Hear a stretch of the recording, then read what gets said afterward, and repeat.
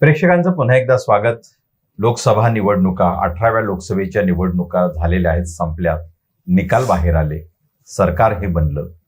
परंतु या निवडणुकांच्या दरम्यान म्हणजे गेली 10 वर्षाचा अनुभव पाहता या लोकसभा निवडणुका या वैशिष्ट्यपूर्ण असामान्य अशा निवडणुका असल्याचं जवळपास सर्व स्तरावर बोललं गेलं आणि प्रत्यक्षात ते तसंही होतं आणि खरंच होतं का यासह आपण या निवडणुकांची वैशिष्ट्य, या निवडणुकांमध्ये असणारे प्रश्न, या निवडणुकींचे निकालांचे अर्थ आणि येणाऱ्या काळामध्ये या निकालांचे नेमके काय परिणाम होतील, या निवडणुकीमध्ये ज्या भूमिका घेतल्या त्याच्या येणाऱ्या काळामध्ये काय परिणाम दिसतील, या सगळ्या बाबींना घेऊन बोलणार आहोत। महाराष्ट्रामध्ये ज्यांना आपण राजकारण, समाजकारण, शेतकरी आंदोलन, साहित्य आंदोलन, अशा सांस्कृतिक आंदोलन, अशा सगळ्याच अंगाने कृतीशील लढा देणारे कार्यकर्ते, नेतेही त्यांना म्हणूया, आता त्यांना ते आवडणार नाही परंतु आपण ते म्हटलं पाहिजे की कृतीशील लढा देणारे कार्यकर्ते, नेते आणि विचारवंत असं चौफेर व्यक्तिमत्व ज्यांचं आपल्याला म्हणता येईल असे माननीय कॉम्रेड किशोर ढमाले आपल्या सोबत आहेत। ढमाले साहेब, आपलं त्रिवेज मीडियामध्ये स्वागत। कॉम्रेड, म्हणजे या निवडणुका ज्या सुरू झाल्या तर या निवडणुकांपूर्वी असं म्हटलं जात होतं की राम मंदिराचाही भाग होता, त्यावर या देशात काही भावनिक वातावरण निर्माण होईल का, तसं करण्याचा तो प्रयत्नही झाला। दुसऱ्या बाजूला काँग्रेसच्या नेतृत्वात एक इंडिया आघाडी सगळ्या पक्षांना, म्हणजे सगळ्या विचारांच्या पक्षांना घेऊन सोबत राहिली। तर हा लढा निवडणुकीचा जो उभा राहिला तर नेमकं कुठल्या आधारे इंडिया आघाडीचा हा एक बेस तयार झाला, म्हणजे काही भूमिका होती का यामागे, नेमकं काय होतं? गेल्या 10 वर्षातल्या निवडणुका बघितल्या तर त्याची पाळंमुळं खोलपर्यंत मागच्या शतकामध्ये राष्ट्रीय स्वयंसेवक संघाच्या स्थापनेपर्यंत जातात। स्वातंत्र्य आंदोलनामध्ये सहभागी नसलेले असे जे घटक होते ते राष्ट्रीय स्वयंसेवक संघाच्या निमित्तानं एकत्र आलेले होते आणि तेव्हापासून त्यांनी एक अजेंडा हा या ठिकाणी देण्याचा प्रयत्न केलेला आहे आणि तो भारतीय राष्ट्रवादाच्या नावाखाली हे एक ब्राह्मणी पुरुष वर्चस्ववादी सांस्कृतिक राष्ट्रवाद असा त्यांनी पुढे आणण्याचा प्रयत्न केलेला आहे आणि त्याच्यातले जे निरनिराळ्या गोष्टी होत्या ते सातत्यानं स्वातंत्र्योत्तर कालखंडामध्ये सांगत होते। एक म्हणजे धर्मनिरपेक्षता आणि सर्व धर्म समभाव या संकल्पनांना विरोध, लोकशाहीला विरोध, संविधानिक मूल्यांना विरोध, संविधानिक मूल्यांवर आधारित संस्थांना विरोध, असा क्रमानं ते पुढं येत होते आणि त्यांची भूमिका मांडत होते। गेल्या 10 वर्षांमध्ये हाच जो अजेंडा होता त्याला मूर्त रूप देण्याचं काम हे राष्ट्रीय स्वयंसेवक संघाच्या मार्गदर्शनाखाली भारतीय जनता पार्टीनं केलेलं आहे आणि म्हणून आपल्याला दिसतं की पहिल्या फेजमध्ये काय झालं, दुसऱ्या फेजमध्ये काय झालं, संविधानिक संस्थांना कशा पद्धतीनं, न्याय यंत्रणा असेल, नंतर रिझर्व्ह बँक असेल, ह्या वेगवेगळ्या निवडणूक आयोग असेल, या वेगवेगळ्या लोकशाही यंत्रणांना उद्ध्वस्त करण्याचे प्रयत्न हे पहिल्या टप्प्यामध्ये झालेले आहेत। 370 कलम रद्द करण्याचा भाग झाला। दुसऱ्या टप्प्यामध्ये राम मंदिराची बांधणी ही झाली। म्हणजे एका अर्थानं त्यांनी जे भावनिक आणि मानसिक अशा पद्धतीचे प्रश्न या देशामध्ये उभे केलेले होते, जाणीवपूर्वक लादलेले होते, तर त्यांना मूर्तरूप देण्याचा प्रयत्न झाला आणि म्हणून या निवडणुकीचं वैशिष्ट्य असं की गेल्या 2 निवडणुकांमध्ये राम मंदिराभोवती निवडणूक फिरत राहिली आणि त्यातनं काही लोकांना जे त्याच्या बाहेर विचार करतात त्यांना विकास नावाच्या संकल्पनेखाली कॉर्पोरेट वर्चस्ववादी ब्राह्मणी विकासाच्या दावणीला बांधण्याचा प्रयत्न झाला आणि या निवडणुकीच्या आधी तर पूर्णपणे ही निवडणूक राम मंदिराच्या भोवती केंद्रित करण्याचा प्रयत्न झाला आणि 22 जानेवारीला जर आपण बघितलं तर त्यावेळी देशातलं वातावरण असं होतं की लोक या इश्यूशिवाय दुसऱ्या इश्यूवर बोलायला तयार नव्हते। एक उन्मादाचं वातावरण पुन्हा एकदा जे आम्ही 90च्या दशकामध्ये बघितलेलं होतं, राम मंदिराच्या शिलान्यासाच्या निमित्तानं जी सुरुवात झाली त्या निमित्तानं बघितलेलं होतं. तर अत्यंत भयानक, भीतीप्रद, द्वेष, दहशत यांनी भारलेलं अशा पद्धतीचं वातावरण होतं आणि त्यामुळे इथल्या सामान्य जनतेसमोर प्रश्न निर्माण झालेले होते आणि नेमका याच्यातच कलाटणी देण्याचा प्रयत्न हा इंडिया आघाडीच्या निमित्तानं झाला. विरोधी पक्ष जे संविधानाला बांधील होते त्या विरोधी पक्षाच्या नेत्यांनी वेगवेगळ्या पद्धतीनं आपल्या कुवतीनुसार, आपल्या क्षमतेनुसार निष्ठेनं, ध्येयानं काम केलं आणि त्याचा परिणाम हा या निवडणुकीमध्ये दिसलेला आहे. मग ते राहुल गांधींची भारत जोडो यात्रा असेल, नंतरची न्याय यात्रा असेल किंवा संविधान बचावासाठी देशभर विविध राजकीय पक्षांनी घेतलेल्या परिषदा असोत, आरक्षणाच्या संदर्भामध्ये झालेले लढे असोत आणि स्त्रियांच्या प्रश्नाच्या संदर्भात, शेतकऱ्यांच्या प्रश्नांच्या संदर्भामध्ये शेतकरी आंदोलन तर मोदींच्या दुसऱ्या राजवटीमध्ये प्रदीर्घ काळ 13 महिने आंदोलन चाललंय.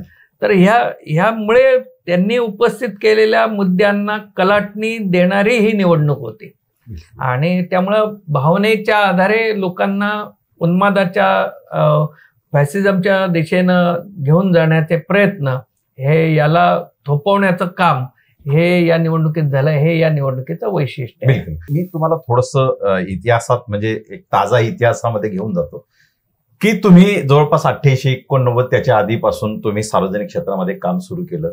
मंडलाचा म्हणजे व्ही.पी. सिंगांचाही तो काळ तुम्ही निवडणुका जवळून अनुभवल्या. मंडलचा काळ आणि मंडलचा काळ जसंही ते राज्य संपलं आणि एक जागतिकीकरणाची प्रक्रिया लगेच काँग्रेसच्या नेतृत्वात सुरू झाली आणि त्या दरम्यान ह्या सगळ्या निवडणुका होत राहिल्या. या सगळ्या निवडणुकांमध्ये म्हणजे काही वेगवेगळ्या गोष्टी आपल्याला अनुभवायला आल्या की नेमके तेच ते प्रश्न निवडणुकांमध्ये राहिले आणि याही निवडणुकीमध्ये त्या अनुषंगाने प्रश्न मूलभूतरित्या वेगळे होते की 88-89 किंवा 91 पूर्वीच्या निवडणुका आणि या निवडणुकांमधलं प्रश्नांचं साम्य तसंच राहिलं आहे, फक्त काही स्वरूप बदलतंय का? प्रश्नांचं साम्य आहे, त्याला उत्तरं जी दिली जात आहेत त्याच्यामध्ये वेगवेगळ्या टप्प्यातला विकास आहे. आता उदाहरणार्थ मंडलचा प्रश्न जो होता त्या मंडलच्या सामाजिक आणि आर्थिक मागण्यांच्या पेक्षाही जास्त मंडलचा राजकीय परिणाम जो आहे तो लक्षात घेऊन जाती व्यवस्थेला शह देणारं राजकारण पुढं जातं का याचा प्रयत्न झालेला दिसतो. तो आपल्याला उत्तर प्रदेशमध्ये, बिहारमध्ये झालेला दिसतो. दक्षिणेकडच्या राज्यांमध्ये आरक्षणाच्या निमित्तानं 50% जास्त मर्यादा ओलांडून जे राजकारण घडवण्याचा प्रयत्न झालेला आहे. तर आरक्षणाच्या निमित्तानं जनतेला सामाजिक आर्थिक हक्क देण्याची गोष्ट जी आहे ते प्रश्न मागच्या काही निवडणुकांमध्ये सातत्यानं पुढे होते. दुसऱ्या बाजूला विकास जो आहे तो जागतिकीकरणाच्या निमित्तानं कल्याणकारी राजवटीला पूर्णपणे सोडचिठ्ठी द्यायची की कल्याणकारी राजवट आणि जागतिकीकरण यांचा मेळ घालायचा. या पेचामध्ये सत्ताधारी जात वर्गातले अनेक राजकीय पक्ष हे असलेले आपल्याला दिसत आहेत आणि या पार्श्वभूमीवर ते शेतकऱ्यांच्या प्रश्नाच्या संदर्भामध्ये ग्रामीण भागातला जो असंतोष आहे त्या असंतोषाचं निराकरण कशा पद्धतीनं करायचं, नंतर सार्वजनिक वितरण प्रणाली रेशनची जी व्यवस्था आहे त्याच्या आधारे कष्टकऱ्यांना कुपोषण आणि उपासमारीपासून कशा पद्धतीनं वाचवायचं, याबद्दलचे काही प्रश्न हे त्या निमित्तानं चर्चेला आले. त्यावेळच्या राजकीय पक्षांनी काही भूमिका घेतल्या आणि त्या भूमिकांचा संघर्ष होता. पण गेल्या 10 वर्षा मात्र मध्ये चित्र बदललं आणि जागतिकीकरणाच्या या युगातल्या अत्यंत विपरीत टोकाला जाण्याचा प्रयत्न झाला. कॉर्पोरेट भांडवलशाहीचं अत्यंत वृच्छृंखल, उन्मादी आणि लोकविरोधी अशा पद्धतीचं चित्र या निमित्तानं दिसलं आणि त्याकडे लक्ष जाऊ नये म्हणून पुन्हा एकदा मंदिर, पुन्हा एकदा 370, पुन्हा एकदा मुस्लिम किंवा इतर अल्पसंख्याकांचा द्वेष, पुन्हा एकदा जातीव्यवस्थेच्या निमित्तानं मनुस्मृतीचं उदात्तीकरण आणि संविधानाच्या बद्दलचा तुच्छतावाद, धर्मनिरपेक्षतेला पंथनिरपेक्षता असं संबोधून संविधानामध्येच बदल करण्याचं गोष्टी, तर ह्या घडतानाही आजूबाजूला दिसल्या. म्हणजे प्रश्नांचं स्वरूप हे वेगवेगळ्या पातळीवरती आपल्याला बदललेलं दिसतंय, पण त्यातला मूळ पीळ जो आहे तो पीळ मात्र या उच्चजातवर्गीय शक्तींचा कायम असल्याचं आपल्याला दिसतं. बिलकुल 91 नंतर म्हणजे साधारणतः समाजवादी, आज जर आपण समाजवादींचं स्वरूप पाहिलं की सगळे समाजवादी मोजून भाजपाच्या कच्छपी गेलेले आहेत. म्हणजे आणि ही गोष्ट खूप आधीच झाली. म्हणजे जागतिकीकरण सुरू झालं, मंडलचा काळ असताना जॉर्ज फर्नांडिस, नितीश कुमार, शरद यादव, रामविलास पासवान हे भाजपच्या इंडिया आघाडीमध्ये आधीच केले. अपवाद या निवडणुकीमध्ये अखिलेश सिंग यादव आणि तेजस्वी हे दोघं राहिले. दुसऱ्या बाजूला डावे जे आहेत म्हणजे कम्युनिस्ट, सीपीआय असेल, सीपीएम असेल, साधारणतः आघाडी सरकारच्या काळामध्ये यांचं महत्व खूप मोठ्या प्रमाणात राहिलं. म्हणजे सत्तेच्या आसपासच ते राहिले, पण तरी सातत्यानं त्यांची शक्ती निवडणुकीच्या राजकारणात कमी होताना दिसली. म्हणजे नेमकं काय याच्या पाठीमागे कारण असतं? याच्यामध्ये एक महत्वाची गोष्ट तुम्ही जे म्हणालात की समाजवादी सर्व कच्छपी लागलेले आहेत, तर सर्व समाजवादी नाही लागलेले, काही त्यातला एक मोठा घटक गेलेला आहे. तुम्ही म्हणता त्या पद्धतीनं तो फॅसिस्ट शक्तींच्या बरोबर आपल्याला जाताना दिसतोय. तो नितीश कुमार किंवा चिराग पासवान किंवा अन्य लोकांच्या निमित्तानं आपल्याला दिसेल. पण दुसऱ्या बाजूला अखिलेश कुमार यादव आहेत, तेजस्वी यादव आहेत.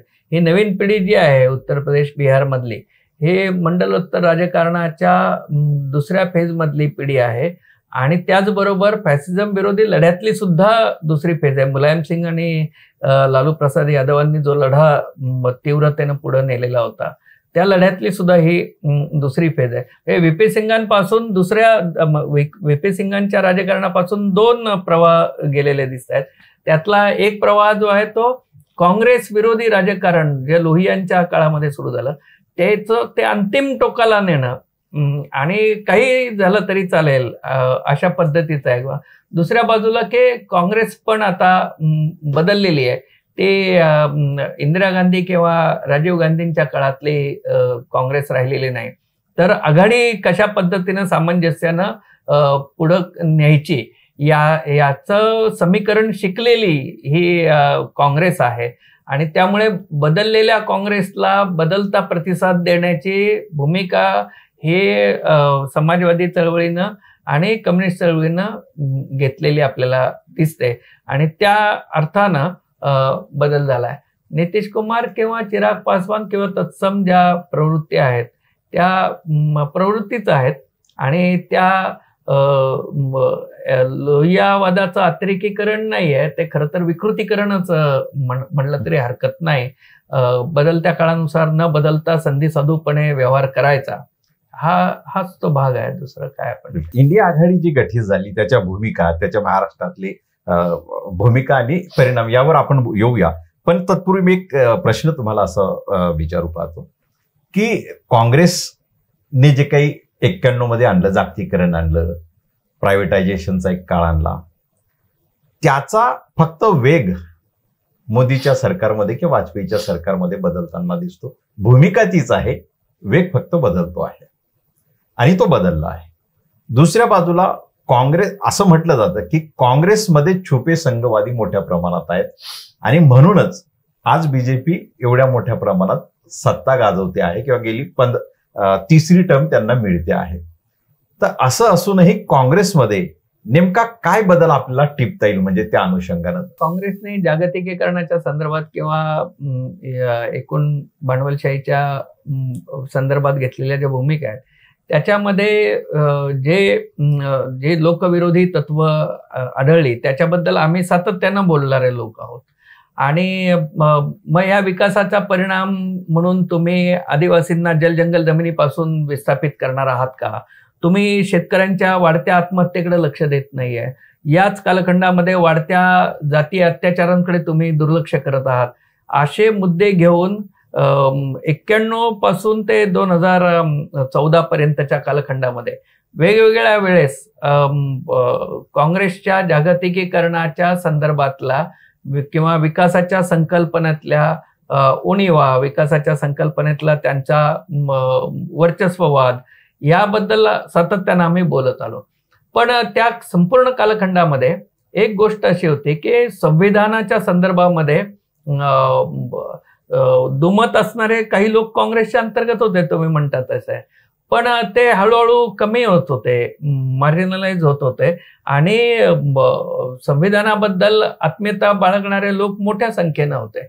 पण काँग्रेसवरती ज्या पद्धतीचा परंपरागत वर्चस्ववादी, जात वर्चस्ववादी घटकांचा ताबा होता, तर तो ताबा नंतरच्या काळामध्ये सुटलेला दिसतोय. आणि नंतर खुद्द गांधी घराणं किंवा त्यांच्या आजूबाजूच्या लोकांना सुद्धा याची जाणीव झाली की आपण कल्याणकारी राजवटीच्या काळातला आपला पाया जो आहे तो पाया आपण गमावलेला आहे आणि त्याच्यामुळेच आपला पराभव होतो आहे. नंबर 1. नंबर 2, जागतिकीकरणाच्या संदर्भात कल्याणकारी भूमिका घेण्यासाठी सुद्धा एक किमान स्पेस आहे, तोही आपण दुर्लक्षित केलेला आहे.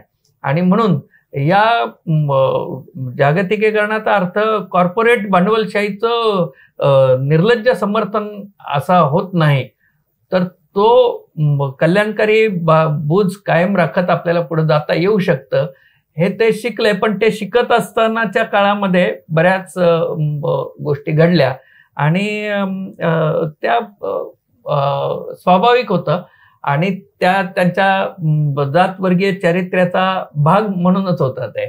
पण नंतर यांनी ज्या 2014 पासून नवीन कॉर्पोरेट भांडवलशाहीचं निर्लज्ज स्वरूप हे जगासमोर उघड केलं, तर ते वेगळंच होतं आणि ते काँग्रेसच्या त्या काळापर्यंतच्या राजवटीच्या विपरीत अत्यंत अशा पद्धतीचं चित्र आपल्याला समोर आलेलं दिसतं. या दरम्यानच्या काळामध्ये म्हणजे या लोकसभा निवडणुकीच्या पूर्वी जी पार्श्वभूमी होती, शेतकऱ्यांचं आंदोलन असेल, म्हणजे ते दीर्घकाळ चाललं, 3 कायद्यांच्या संदर्भामध्ये, NRC असेल, CI, या सगळ्या बाबींमध्ये आंदोलनं मोठ्या प्रमाणात झाली.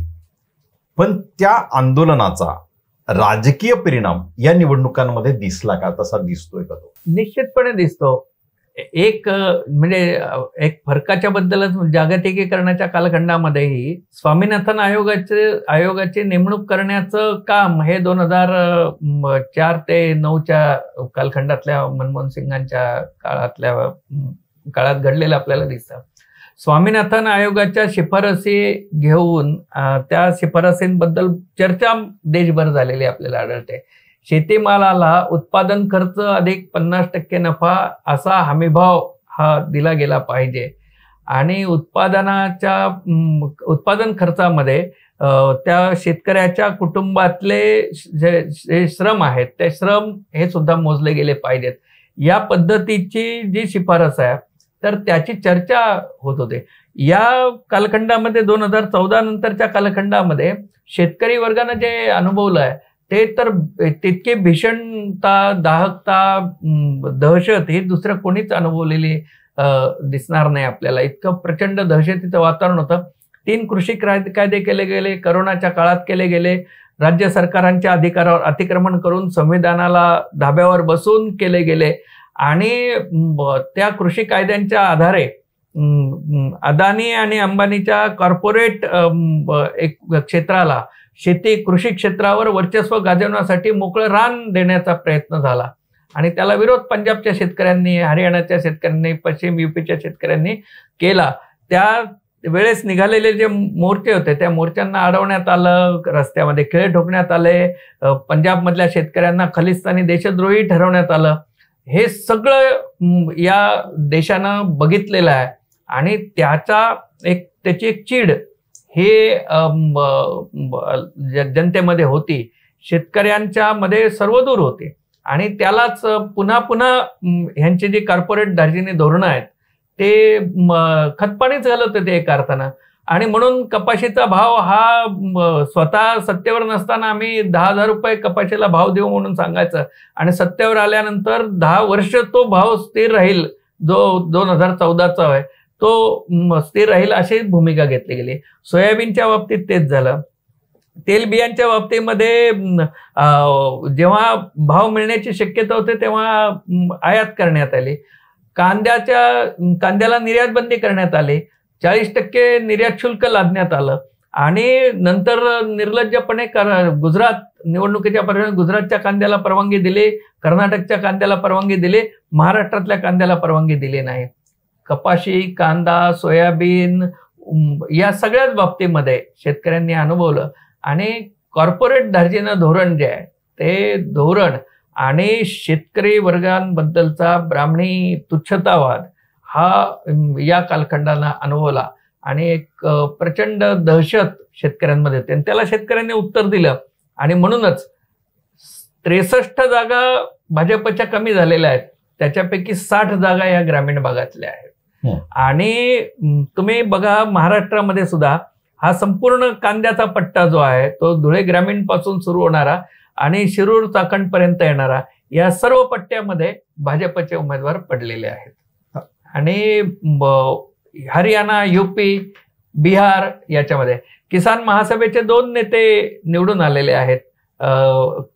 कॉम्रेड राजाराम सिंग किसान महासभेचे राष्ट्रीय महासचिव काराकाट मतदारसंघातून निवडून आलेले आहेत आणि आमदार सुदामा प्रसाद हे संघटन सचिव किसान महासभेचे ते आरा मतदारसंघातून आले आहेत आणि राजस्थानमध्ये सिकर मतदारसंघातून किसान सभेचे नेते हे निवडून आलेले आहेत. तर लोकांनी पंजाबमध्येही काँग्रेस किंवा आम आदमी पार्टीकडनं उभे राहिलेले शेतकरी नेते निवडून आलेले आहेत. तर हे चित्र जे आहे ते आपण बघितलं तर शेतकऱ्यांनी प्रतिकार केलेला आहे आणि 63 आमदार जे कमी झालेले आहेत भाजपचे त्यातले 60 आमदार शेतकरी विभागानं ग्रामीण जनतेच्या शोषणाला प्रतिकार म्हणून कमी केलेले आहेत. संघ जो आहे किंवा भाजप जी आहे ती संघाची एक विचारसरणी आहे, त्या विचारसरणीवर तो चाललेला आहे. या निवडणुकींच्या पूर्वी म्हणजे 2 वर्षापूर्वीपर्यंत इंडिया आघाडीची एक तयारी झाली. इंडिया आघाडी गठीत करण्यासाठी पुन्हा समाजवादी नितीश कुमारच आले, काँग्रेस किंवा इतर पक्ष गांधीवादी आले, डावे होते, CPIM होती, हे सगळे पक्ष आले. महाराष्ट्रात येता येता सावरकरवादी म्हणजे शिवसेनेच्या माध्यमातून सावरकरवादी आले. पण या इंडिया आघाडीमध्ये स्थापनेपासूनच फुले आंबेडकरवादी राजकीय पक्ष मात्र बाहेर होते आणि असं सांगितलं गेलं की त्यांच्याशी चर्चा सुरू होती. नेमकं काय होतं म्हणजे राजकारणामध्ये कुठलीही गोष्ट अशक्य राहत नाही, परंतु या आघाडीमध्ये फुले आंबेडकरवादी राजकीय पक्ष आत येणं हेच अशक्य झालं. नेमकं काय की त्या नेत्यांची ती चूक आहे की एकूणच करताना आघाडी उभी करताना काही धोरणात्मक आणि वैचारिक भूमिका समोर आणल्या गेल्यात? नेमकं काय आहे ते? एक तर याच्यामध्ये फुले आंबेडकरी चळवळीच्या बाबतीमध्ये आपण UP पासून ते इथपर्यंत बघितलं, महाराष्ट्रापर्यंत, कर्नाटक पण नाही, महाराष्ट्रापर्यंत बघितलं तर प्रमुख राजकीय पक्ष जे प्रतिनिधित्व करतायत फुले आंबेडकरी विचारांचं असे बसपा आणि वंचित बहुजन आघाडी असे 2 पक्ष आहेत. या 2 पक्षांचं राजकारण हे सीमित ठेवण्याचं काम हे या व्यवस्थेनं, राजकीय पक्ष आहेत, स्पर्धेवर आधारित राजकीय पक्ष आहेत आणि प्रत्येक राजकीय पक्षाचा स्वतःचा एक जनविभाग आहे, जनतळ आहे आणि तो पाठीराखा विभाग जो आहे त्याच्यामध्ये कटोती होऊ नये असे प्रयत्न केले गेलेले आहेत. यापूर्वीच्या राजकारणामध्ये UP मध्ये मध्यम जातीयांचा पाठिंबा आणि दलित कष्टकऱ्यांचा पाठिंबा हा यांना होता, काँग्रेस किंवा तत्सम राजकीय पक्षांना होता. तो नंतरच्या काळामध्ये ते वोट बँक हे भाजपनं ताब्यात घेण्याचा प्रयत्न केलेला आहे, OBC वोट बँक. त्याच्यामध्ये मुलायम सिंग, लालू प्रसाद यादव यांनी उभ्या केलेल्या मंडलोत्तर राजकारणाला शह देण्याचा प्रयत्न हा मंदिर मशिदीच्या राजकारणाच्या निमित्तानं कमंडल उत्तर असं म्हणत भाजपनं केलेलं आहे. आणि म्हणून प्रादेशिक राजकीय पक्ष जे फुले आंबेडकरी विचार किंवा लोहियावादी विचार किंवा ओबीसी आणि दलित जनविभागाचा जनतळ राखून आगेकूच करू इच्छितात, तर त्यांच्यामध्ये आणि देशव्यापी राजकीय पक्षांमध्ये हा नेहमी मुद्दा राहिलेला आहे की देशव्यापी राजकीय पक्ष हे प्रादेशिक पक्षांची स्पेस ऑक्युपाय करण्याचा प्रयत्न करतात. प्रादेशिक राजकीय पक्षांचा जो जनाधार आहे तो टिकवण्याची त्यांची धडपड असते आणि त्या संघर्षाचं उत्तर हे अजून तरी सापडलेलं नाही. मला असं वाटतं की वगळण्याचं जे राजकारण, एक्सक्लुजनचं जे राजकारण अल्पसंख्याकांच्या बाबतीमध्ये भारतीय जनता पार्टीनं केलं, तसं राजकारण फुले आंबेडकरी जनविभागाच्या बाबतीमध्ये दलित जनतेच्या संदर्भामध्ये होताना दिसतंय असं आपल्याला म्हणता येणार नाही. यात गुणात्मक फरक आहे. एक्सक्लुजनचं राजकारण हा भारतीय जनता पार्टीचा पाया आहे. आज अल्पसंख्याकांना वगळा, उद्या दलित आदिवासींना वगळा, आणि त्यांनी त्या क्रमाने गेलेलेच आहेत ना. मणिपूरमध्ये त्यांनी जे केलेलं आहे आणि तर ते एक्सक्लुजनच्या राजकारणाचाच भाग आहे. 370 रद्द करणं, नंतर मणिपूरमध्ये हल्ले करणं, नंतर संविधानावर हल्ले करणं, हे एक्सक्लुजनच्या राजकारणाचं फॅसिस्ट स्वरूप आहे. तर ते आणि इंडिया आघाडीमध्ये आंबेडकरी पक्षांचा समावेश नसणं ह्या दोन वेगवेगळ्या गोष्टी आहेत असं मला वाटतं. आणि तशा पद्धतीने आपण विचार करायला पाहिजे. त्याला एकाच मापात तोलता येणार नाही. आजच्या फॅसिस्ट वातावरणात तर मुळीच अशी चूक करता येणार. पण तरीही आपण महाराष्ट्राच्या संदर्भात जर विचार केला तर महाराष्ट्रात इंडिया आघाडीचं येण्यापूर्वी किंवा ते सगळं स्वरूप इथं विस्तारित होण्यापूर्वी 13 पक्षांची प्रागतिक राजकीय आघाडी बनलेली होती आणि हे 13 पक्ष हे जनतड असणारे पक्ष होते. म्हणजे सत्यशोधक पक्षही त्याच्यामध्ये होता, सीपीएम, शेतकरी कामगार पक्ष होता, मग असे अनेक पक्ष. पण या पक्षांशी चर्चा जी आहे म्हणजे सामूहिकपणे आघाडीने केली नाही. या उलट अशी काही फरफट झाली का की आघाडी सोबत जाण्याची, म्हणजे महाराष्ट्रात ही प्रागतिक पक्षांची एक फरफट घडवून आणली गेली का, की तशी झाली किंवा काही सन्मानाने या सगळ्यांनी सामावून घेण्याचा प्रयत्न केला? काय आपल्याला नेमकं सांगते? युपी मध्ये काय घडलं, बिहारमध्ये काय घडलं, तामिळनाडूमध्ये काय घडलं? कारण आता निवडून आल्यानंतर तामिळनाडूमध्ये 2 भारतीय कम्युनिस्ट पक्ष, 2 मार्क्सवादी कम्युनिस्ट पक्षाचे खासदार निवडून आलेले आहेत. बिहारमध्ये 3 जागा मार्क्सवादी कम्युनिस्ट मार्क्सवादी लेनिनवादी पक्षाला सोडलेल्या होत्या. तर मालेच्या 3 पैकी 2 जागा आलेल्या आहेत. मी आत्ताच म्हटलं जसं काराकाट आणि आरा मतदारसंघ. आणि राजस्थानमधनं सीपीएमची 1 जागा आलेली आहे, केरळमधनं 1 सीपीएमची जागा आली.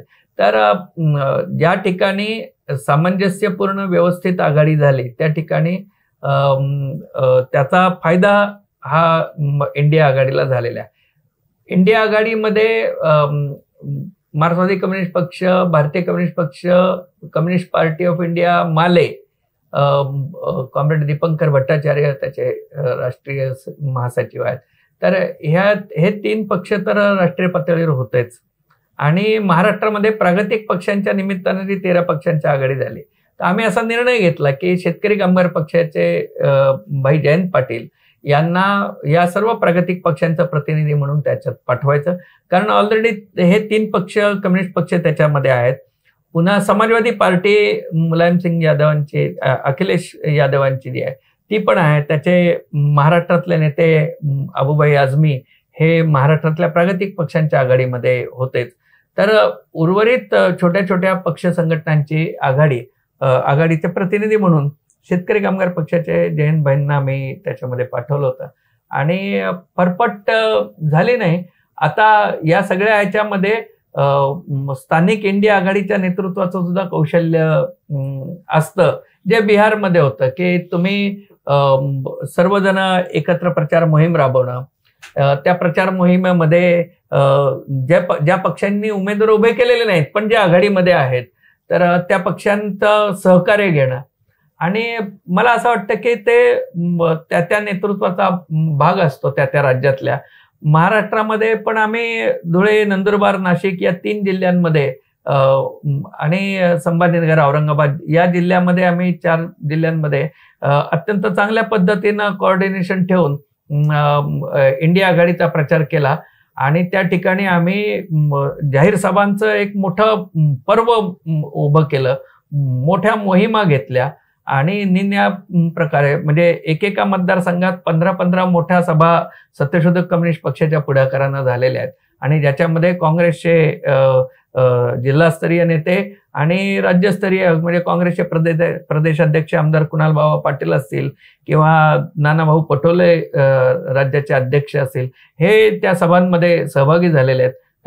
नंदुरबार जिल्हा काँग्रेस अध्यक्ष शिरीषदादा नाईक असतील किंवा हे सगळे नेते मंडळी जी आहेत हे सत्यशोधक कम्युनिस्ट पक्षानं पुढाकारानं ज्या सभा घेतल्या त्या सभांमध्ये सहभागी झाले आणि आम्ही त्या ठिकाणी जे प्रबोधनाचे मुद्दे आहेत, उदाहरणार्थ डांगच्या कुंभमेळ्याच्या निमित्तानं या उत्तर महाराष्ट्रामध्ये कशा पद्धतीनं अल्पसंख्याक विरोधी राजकारण हे खेळलं गेलं आणि या देशातल्या आदिवासींचं ब्राह्मणीकरण, वनवासीकरण करण्याचा डाव कशा पद्धतीनं आखण्यात आला याच्या संदर्भातलं प्रबोधन आम्ही केलं.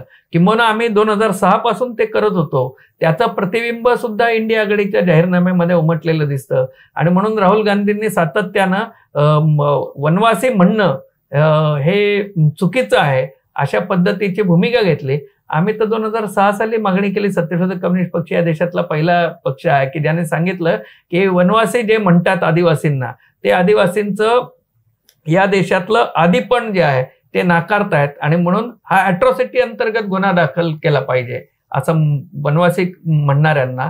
तर हे भूमिका आपण घेतली, त्या भूमिकेचा परिणाम झाला. शेतकरी आंदोलनामध्ये जी भूमिका घेतली सत्यशोधक शेतकरी सभेनं, सत्यशोधक कम्युनिस्ट पक्षानं, तर त्याचा सुद्धा शेतकरी विभागामध्ये एक परिणाम या सीमित विभागामध्ये, उत्तर महाराष्ट्राच्या विभागामध्ये आम्हाला जाणवला, दिसला आणि त्याचं राज्य पातळीवरचं प्रतिबिंब तर आपण बघितलंय. लखीमपूर खिरी ज्या ठिकाणी अजय मिश्रा टेनी या केंद्रीय गृहराज्यमंत्र्याच्या मुलानं 4 शेतकऱ्यांना आणि एका पत्रकाराला चिरडून मारलेलं होतं शांततेनं धरणं आंदोलन करणार, त्या लखीमपूर खिरीमध्ये अजय मिश्रा टेनीचा पराभव झालेला आहे. म्हणजे जो ब्राह्मणी तुच्छतावाद जो आहे, शेतकरी आत्महत्यांकडे दुर्लक्ष करणं, म्हणजे शेतकरी आत्महत्यांच्या बद्दल स्वामीनाथन कमिटी नेमली गेली पण ते 2004 ते 2009च्या कालखंडामध्ये, पण यांनी स्वामीनाथन तर जाऊ द्याच, MSP गॅरंटी कायदा तर जाऊ द्याच, पण अत्याचार करण्याचीच मालिका सुरू केलेली होती भारतीय जनता पार्टीनं. तर त्याचा प्रतिकार शेतकऱ्यांनी केला आणि ते चित्र दिसलं लखीमपूर खिरी पासून ते कंगना राणावतला बसलेल्या थप्पडीपर्यंत. आपण हे बघू शकतो की लोकांमध्ये राग कायम आहे आणि तो राग जो आहे तो लोक बाहेर काढतात आणि लोकशाहीवर विश्वास आहे लोकांचा, संविधानावर आहे, म्हणून मतपेटीच्या माध्यमातून लोक आपला राग व्यक्त करतायत. महाराष्ट्रामध्ये ज्या जागा निवडून आल्या महाविकास आघाडीच्या, तर अपेक्षित पेक्षा 5-6 निश्चितपणे कमी आल्या असं म्हटलं जातं. हे का झालं असावं आणि जेही परिणाम आले ते चांगले आहेत, त्याचा राजकीय परिणाम महाराष्ट्राच्या एकूण राजकारणावर आणि समाजकारणावर काय आता झालेला दिसतोय आपल्याला? आता ह्या निवडणुकीच्या निमित्तानं ही निवडणूक सरळ राष्ट्रीय पातळीवर होती. संविधान वाचणार की नाही, लोकशाही वाचणार की नाही, धर्मनिरपेक्षतेची चौकट राहणार की नाही, या देशामध्ये ब्राह्मणी पुरुषसत्ताक फॅसिझम येणार की लोकशाही, संसदीय लोकशाहीचं राज्य टिकणार, या मुद्द्यांभोवती ही निवडणूक संपन्न होती. आणि महाराष्ट्रातल्या शेतकरी, कष्टकरी, बहुजन, दलित घटकांनी या बाजूनं कौल दिलेला आहे आणि म्हणून पक्ष फोडाफोडी नंतर निन्या पद्धतीनं दहशत, ईडी, सीडी किंवा अन्य अशा वेगवेगळ्या पद्धतीनं दहशत माजवली गेली राजकीय कार्यकर्त्यांमध्ये, तरी सुद्धा जनतेनं आपल्या बाजूनं भूमिका घेणाऱ्यांना निवडून दिलेलं आहे.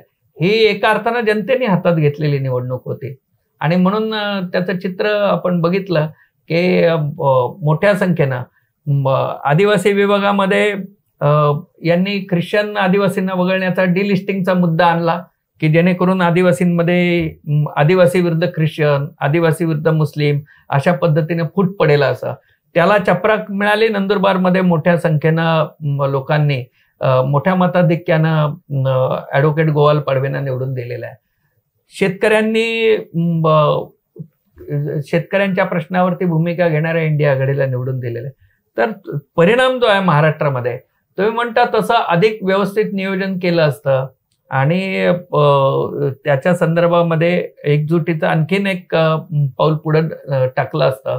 प्रचारामध्ये तुम्ही म्हणता तसं इंडिया आघाडीतल्या इतर घटकांना आणि अगदी वंचित बहुजन आघाडीला कुठल्याही परिस्थितीमध्ये सामावून घेण्याची भूमिका जर घेतली गेली असती तर 5-6 काय 40च्या वरती 42 पर्यंत हा आकडा गेला असता, हे निश्चित आहे. तर त्यामुळे तो आकडा 31 पर्यंत थांबलेला आहे. तर तो अधिक पुढे गेला असता तर त्या काही एक रणनीतीच्या किंवा व्यवहारातल्या काही चुका आहेत. भूमिका मात्र व्यापक भूमिका इंडिया आघाडीने घेतली होती की आता सर्वांना बरोबर घेऊन जायचं. घोषित आणीबाणीनंतर झालेल्या निवडणुका, त्याच्यामध्ये आणीबाणी घोषित करणाऱ्या सत्ताधाऱ्यांना सत्तेतून जावं लागलं. अघोषित आणीबाणी ही घोषित आणीबाणीपेक्षा भीषण असतानाही म्हणजे गेल्या 10 वर्षाच्या सत्ता अनुभवानंतर आणि विशेषतः त्या काळात या काळातला जो फरक आहे, म्हणजे चळवळींचं स्वरूपही व्यापक झालंय, चळवळी वाढल्या आहेत, त्यांची संख्याही वाढली आहे. असं होऊनही त्या सत्ताधाऱ्याला घरी बसवण्यात भारतीय लोकांना अपयश आलं का, असं काही म्हणता येईल का आपल्याला? नाही, त्याच्याबद्दल गोष्ट अशी होती की निवडणुकीच्या आधी इंडिया आघाडीच्या सुरुवातीला म्हणजे अशी आघाडी स्थापन करण्याच्या दिशेनं भारतीय कम्युनिस्ट पक्ष मालेने पुढाकार घेऊन पाटण्याला एक बैठक बोलवली होती. त्या एक कन्व्हेन्शन बोलवलं होतं, त्या परिषद बोलवली. त्या परिषदेला नितीश कुमार हजर होते, तेजस्वी यादव होते आणि काँग्रेसचे प्रतिनिधी हजर होते, सर्व हजर होते आणि त्या ठिकाणी निर्णय झालेला होता. पण त्याच्यानंतरच्या कालखंडामध्ये नितीश कुमार आघाडीतनं बाहेर गेले. नंतर हळूहळू छोट्या राजकीय पक्षांना गळ्याला लावण्यामध्ये भारतीय जनता पार्टी यशस्वी झाली. दरम्यानच्या काळामध्ये लोकांमध्ये तर अंडरकरंट मोठ्या प्रमाणावर होता आणि ते आम्हाला दिसत होतं. उदाहरणार्थ आता आम्ही विद्रोही साहित्य संमेलन अंमळनेरला जे आपण घेतलं, तर त्या 18व्या विद्रोही साहित्य संमेलनाच्या निमित्तानं आपण बघितलं की पलीकडे अखिल भारतीय मराठी साहित्य संमेलन, जे हुकुमशाहीला छुपा पाठिंबा देणाऱ्या लेखकांचं संमेलन आहे, जे जात वर्चस्वाचं समर्थन करणाऱ्यांचं संमेलन आहे, त्या संमेलनाला 8 मंत्र्यांचा पाठिंबा असून तिथं खुर्च्या रिकाम्या होत्या आणि विद्रोहीमध्ये मात्र सर्वसामान्य जनतेने मुठभर धान्य आणि 1 रुपया विद्रोहीसाठी असं म्हणत मोठ्या प्रमाणावरती निधी गोळा करून जनतेला बोलवलं होतं, आवाहन दिलं होतं. तर भरभरून जनतेनं प्रतिसाद दिला. तर हा प्रतिसादात महाराष्ट्रामधल्या फोडाफोडीच्या राजकारणाला लोक कंटाळलेले आहेत, लोक त्रासलेले आहेत. प्रचंड महागाईनं आणि या भारतीय जनता पार्टीनं आश्वासनपूर्ती न केल्यामुळे जनता चिडलेली आहे, हे आम्हाला लक्षात येत होतं. लोक मग विचारत होते 15 लाखाचं काय झालं. लोक विचारत होते की या पद्धतीनं फोडाफोडीच्या राजकारणातून लोकशाही कशा पद्धतीनं पुढे टिकणार आहे. लोक हे विचारत होते की नोटाबंदीतनं काळा पैसा येणार होते, त्याचं काय झालं. लोक विचारत होते की हे सिलेंडरचे भाव हे 1000च्या पुढे गेलेले आहेत, हे कशामुळे. पेट्रोलचे भाव 100च्या पुढे गेलेले आहेत, हे कशामुळे. लोक महागाईला त्रस्त झालेले आहेत. लोक शेतीमालाला रास्त भाव मिळत नाही म्हणून त्रस्त आहेत. लोक रोजगार हमी योजना बंद आहे म्हणून त्रस्त आहेत. आणि ह्या सगळ्यावरती कडी म्हणून लोक ज्या पद्धतीचं धर्माधिष्ठित राजकारण, हे म्हणजे अधर्माधिष्ठित राजकारण, धर्माधिष्ठित नाही तर अधर्माधिष्ठित राजकारण हे भारतीय जनता पार्टीनं केलं, तर त्यालाही लोक कंटाळलेले होते. तुम्ही म्हणता की त्यांनी उत्तर म्हणजे घोषित आणीबाणीच्या राज्यकर्त्यांचा संविधानावर विश्वास होता आणि ते संविधानाच्या कलमांना घेऊन त्यांनी घोषित आणीबाणी केलेली होती आणि त्याला जनतेने उत्तर दिलं, लोकशाही मार्गाने दिलं. आज जनता हे तितक्या संघटितपणे उत्तर देऊ शकली नाही. तसं जर दिलं असतं तर आपल्याला आणखीन चित्र वेगळं दिसलं असतं.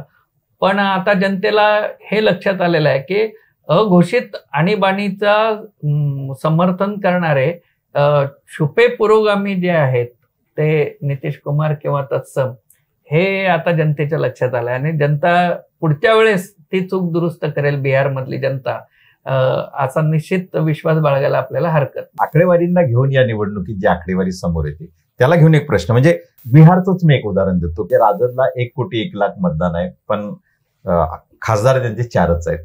नितीश कुमारना 80 लाख आहेत, खासदार 12 आहेत. चिराग पासवान 28 लाख, पण खासदार 5. CPI-ML ला 17 लाख आहेत, खासदार 2 आहेत. इथं वंचित बहुजन आघाडीला 15 लाख आहेत, खासदार नाही. बसपाकडे 1,31,00,000 मतदान आहे, पण खासदार नाही. तर हे मतदारांच्या दृष्टीने जर पाहिलं तर मतं भरघोस आहेत, परंतु त्यांचा कोणी प्रतिनिधी नाही. तर हे जे दिसून येत आहे लोकसभेच्या एकूण निवडणुकीत, तर याच्यावर काय विचार केला पाहिजे? याच्यावर 2 प्रवाह आहेत की हे संसदीय लोकशाही आहे आणि याच्यामध्ये मतदारसंघ निश्चित करून त्या प्रमाणामध्ये संख्या निश्चित केलेली आहे आणि त्याऐवजी पडलेल्या मतदानाच्या प्रमाणामध्ये प्रमाणशीर प्रतिनिधित्व ही दुसरी एक पद्धत सुचवण्याचा प्रयत्न होतो आणि त्या प्रयत्नाबद्दलही चर्चा झालेली आहे की प्रमाणशीर प्रतिनिधित्व जर द्यायचं म्हटलं तर एका राजकीय पक्षाला एकंदर किती एका राज्यामध्ये किती मतं मिळालेली आहेत त्या प्रमाणात त्यांचे खासदार हे निश्चित करणं.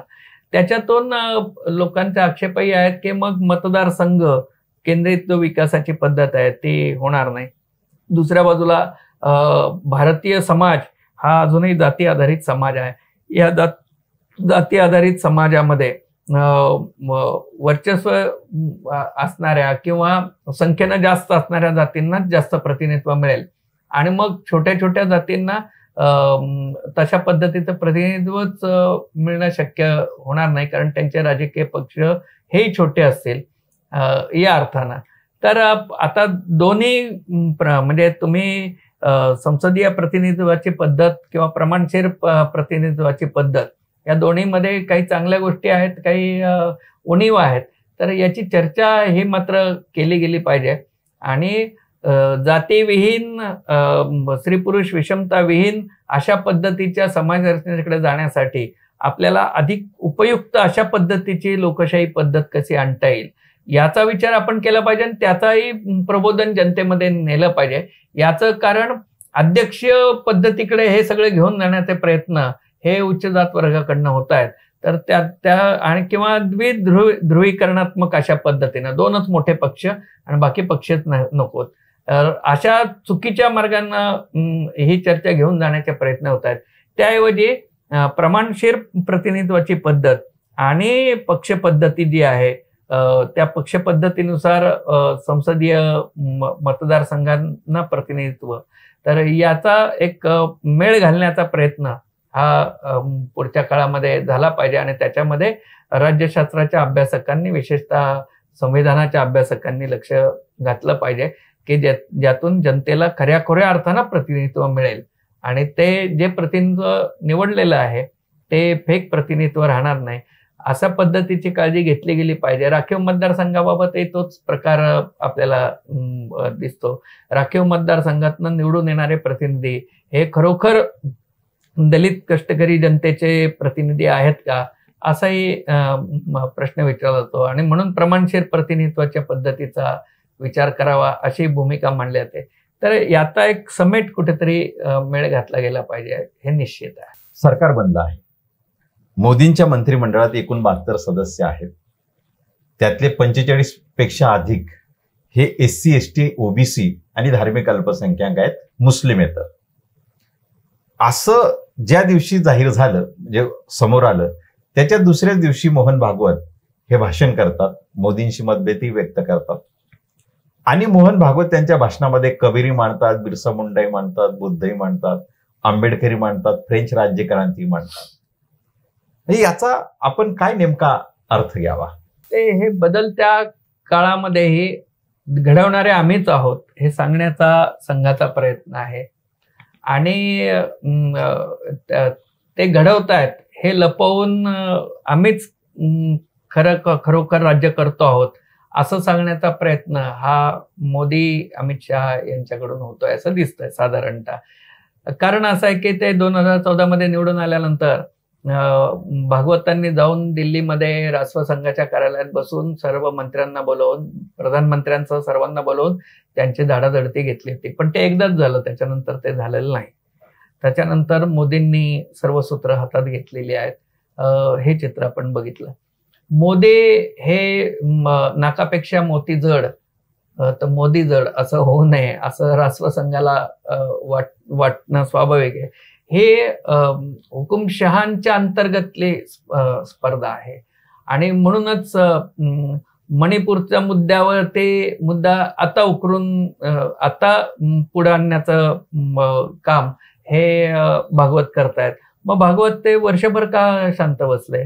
ज्या काळात मणिपूर जळत होतं, ज्या काळात स्त्रियांची, आदिवासी स्त्रियांची नग्नदिंड निघत होती, ज्या काळामध्ये एका मैतेई नावाच्या एका जातीला आदिवासी विरोधी चिथावणी देण्यात येत होती, तेव्हा का तुम्ही शांत बसलात? तेव्हा तुम्ही 370 कलम रद्द करण्याच्या संदर्भामध्ये आनंद व्यक्त करत होतात आणि 371 रद्द करण्याच्या दिशेनं मोदी आणि शहा जात होते. कारण हे सीमावर्ती भागांना लागू असलेल्या, पहाडी आदिवासी भागांना लागू असलेल्या विशेष अधिकाऱ्यांचं जे तत्व 371 मध्ये आहे, तर ते रद्द करण्याचं काम हे त्या दिशेनं जात आहेत. मणिपूरच्या मागे ही पण एक भूमिका आहे.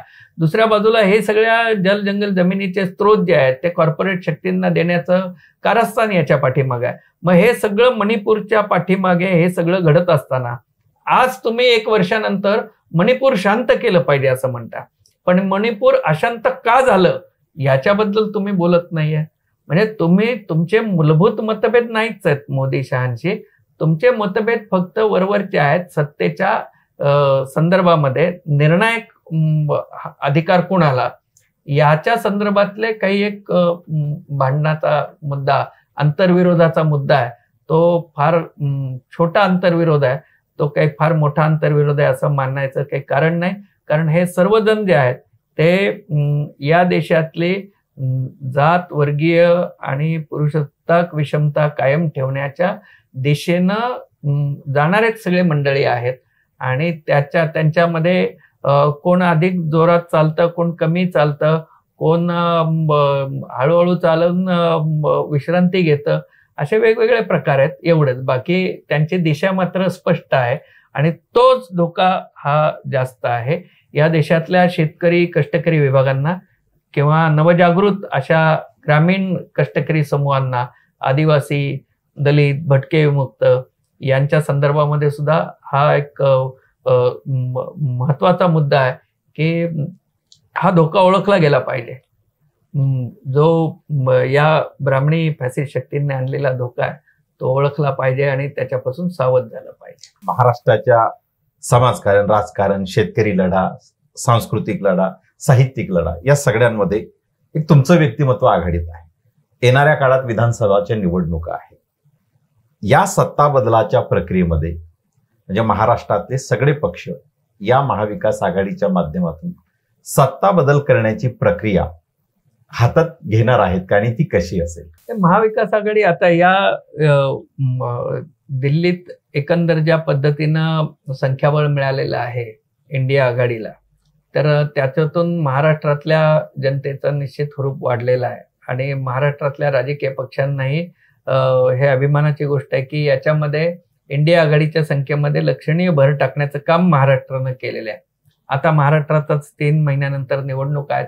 या निवडणुकांच्या निमित्तानं इंडिया आघाडी ही महाराष्ट्राच्या विधानसभेमध्ये सत्तारूढ व्हावी या दिशेनं निश्चित पद्धतीने प्रयत्न केले जातील. तशा पद्धतीनंच म्हणजे विसरवाडी तालुका नवापूर, जिल्हा नंदुरबार इथं सत्यशोधक कम्युनिस्ट पक्षानं जी मोठी सभा घेतली त्यावेळी काँग्रेसचे प्रदेशाध्यक्ष नानाभाऊ पटोले असं म्हणाले की हे वातावरण आपल्याला विधानसभेपर्यंत कायम ठेवायचं आहे. आम्ही त्यांना असं म्हटलं की विधानसभेपर्यंतच नाही तर विधानसभेनंतरही पुढेपर्यंत आपल्याला ठेवावं लागेल. कारण या विषमतावादी हुकुमशाहीवादी शक्तींचा पराभव हा केवळ या निवडणुकांमध्येच होऊ शकतो असं नाही, तर निवडणुकांबाहेर सुद्धा यांचं अस्तित्व आहे. आणि त्यामुळं ते अस्तित्व जर पुसायचं असेल तर आपल्याला फुले शाहू आंबेडकरी विचारांचं, मार्क्स लोहिया आणि सर्व परिवर्तनवादी विचारांचं अशा पद्धतीचं प्रबोधन जे आहे ते प्रबोधन गतिमान करावं लागेल. आणि ही दीर्घकालीन लढाई आहे. ही केवळ दिल्लीतल्या सत्ता बदलापुरती अशी लढाई नाही आणि किंवा मुंबईतल्या सत्ता बदलापुरती. ते तर आवश्यक आहेतच गोष्टी आणि त्या केल्याच पाहिजेत, त्या अग्रक्रमानेही केल्या पाहिजेत, पण हे दीर्घकाल चालणारी लढाई आहे हे लक्षात ठेवलं पाहिजे असं आम्हाला वाटतं आणि त्या दृष्टीने आम्ही सातत्यानं प्रयत्न करतो. एक शेवटचा प्रश्न विचारतो, म्हणजे तुमची सुरुवातीपासूनची जी लढाई राहिलेली ती वैचारिक राजकीय पद्धतीची राहिलेली आहे. हा जो विचार आहे म्हणजे दीर्घकाळ जरी हा लढा असेल तरी संघ भाजपच्या विचारांचा पराभव म्हणजे दीर्घकाळासाठी करण्याची ही लढाई आहे आणि त्याच्यामध्ये यश येताना दिसेल का, काय नेमकं आपल्याला वाटतं? नाही, निश्चितपणे यश तर निश्चितपणे येईल. कारण हा प्रश्न जो आहे तो या देशातल्या कष्टकरी बहुजन जनतेच्या मुक्तीशी संबंधित प्रश्न आहे. हे संविधान वाचलं तर जनता वाचू शकेल. आम्ही तर हे सातत्यानं सांगितलं की आम्ही तर लढाई लढतोच आहोत आणि प्रस्थापित शक्तींच्या विरोधात आम्ही लढतो आहोत, कॉर्पोरेट शक्तींच्या विरोधात लढतो आहोत. आज प्रश्न असा आहे की लोकशाही जिवंत राहिली तर आम्ही लढू शकणार आहे. संविधान जिवंत राहिलं तर आम्हाला लढाईसाठीचा स्पेस उपलब्ध राहणार आहे. संविधानच राहिलं नाही तर आम्ही काय करणार आहोत. आणि म्हणून कष्टकरी जनतेनं आपल्या अग्रक्रमामध्ये यावेळी संविधान आणि लोकशाही वाचवण्याला प्राधान्य दिलेलं आहे आणि अजेंड्यावर. आता हे एका ठराविक याच्यापर्यंत आल्यानंतर ही लढाई तीव्र करावी लागेल आणि समतेची वाटचाल जी आहे ती वाटचाल आपल्याला वेगवेगळ्या क्षेत्रामध्ये, सांस्कृतिक क्षेत्रामध्ये, सामाजिक क्षेत्रामध्ये करावी लागेल. त्यासाठी निम्या पद्धतीनं कायदे बदलावे लागतील. यांनी 10 वर्षाच्या राजवटीमध्ये मनुस्मृतीचा शिरकाव राज्यघटनेच्या सरनाम्यापासून ते बालभारतीच्या अभ्यासक्रमापर्यंत ज्या पद्धतीने केलेल्या आहे तर ते वेचून वेचून काढावं लागेल आपल्याला. जसं म्हणजे शरीरातनं एखाद्या आजाराचे जंतू आपण बाहेर काढतो तशा पद्धतीनं ती प्रक्रिया करावी लागेल. कारण हे विष यांनी भिनवण्याचा प्रयत्न भारतीय कष्टकरी बहुजनांच्या शरीरामध्ये भिनवण्याचा प्रयत्न केलेला आहे. तर ते विष हे काढावं लागेल आणि त्या दृष्टिकोनातून ती दीर्घ प्रक्रिया आणि त्याच्यात यश निश्चित आहे. आणि हा मुक्ती लढा आहे आणि हा मुक्ती लढा हा या पुढच्या काळात वेग पकडेल हे निश्चित. कॉम्रेड, शेवटी काही म्हणायचंय तुम्हाला, आणखी काही जे सांगायचं राहून गेलं असेल? नाही, हे या निवडणुकीच्या निमित्तानं भारतीय कष्टकरी बहुजन जनतेनं जे स्वरूप आपलं दाखवलेलं आहे, अत्यंत शांतपणे येऊन मतपेटीच्या माध्यमातून बदल घडवण्याचा प्रयत्न केलेला आहे. प्रचंड प्रमाणात पैसा आला, दहशत आली, तोडफोड आली, तरी सुद्धा जनतेनं निष्ठेनं धैर्यानं आपलं काम करण्याचा प्रयत्न केलेला आहे. शेतकरी विभागानं, आदिवासी विभागानं याच्यामध्ये लक्षणीय काम केलेलं आहे. तर हे काम जे आहे ते पुढच्या काळामध्ये वाटचाल कष्टकरी बहुजन जनता ठेवेलच. पण ह्या सगळ्या वाटचालीमध्ये मीडियाचं सुद्धा एक योगदान आहे. मीडिया संपूर्ण अर्थानं गोदी मीडिया बनण्याचा कालखंड आपण संपूर्ण सर्वांनी बघितलेला आहे. या काळामध्ये थ्रीवेज मीडिया सारखे कष्टकरी बहुजनांची बाजू घेणारे मीडिया जी आहे ते उभी राहिली पाहिजे आणि ते विकसित झाली पाहिजे. यासाठी कष्टकरी बहुजनांनी आणि कष्टकरी बहुजनांचं प्रतिनिधित्व करणाऱ्या राजकीय सामाजिक चळवळींनी सुद्धा या संदर्भामध्ये लक्ष दिलं पाहिजे आणि आपल्या मीडियाच्या संदर्भामधल्या मीडियाच्या हक्कांबद्दल सुद्धा आपणही जागृत राहून लोकशाही जिवंत ठेवण्याचा प्रयत्न केला पाहिजे. हे निश्चित सत्य की जय हो. कॉम्रेड किशोर ढमाले यांनी आपला एक दीर्घ अनुभव, दीर्घ प्रवास राजकीय सामाजिक चळवळीतला आणि एकंदरीत सर्वच म्हणजे सांस्कृतिक, साहित्यिक, आपण विद्रोही साहित्य चळवळ सगळेच जाणतात. महाराष्ट्रामधला म्हणजे महाराष्ट्रातल्या परिघातला असा व्यक्ती नाही की ज्यांना कॉम्रेड किशोर ढमाले ठाऊक नाही. असं हे व्यक्तिमत्व बहुआयामी आणि तितकंच परिवर्तनासाठी बांधील, परंतु तितक्याच आक्रमकपणे परिवर्तनाचा विचार घेऊन सातत्यानं पायाला भिंगरी असल्यासारखं ते महाराष्ट्रभर आणि देशभरही फिरत असतात. निश्चितपणे त्यांनी ज्या पद्धतीने आजचं हे विश्लेषण केलेलं आहे ते येणारा काळ हा परिवर्तनाचाच आहे. कदाचित याला उशीर लागेल, परंतु तो निश्चितपणे परिवर्तनाचा आहे. कॉम्रेड किशोर ढमाले, आपण त्रिवेज मीडियाला जो आपला अमूल्य वेळ दिला, मनःपूर्वक आभार. आभारी आहोत.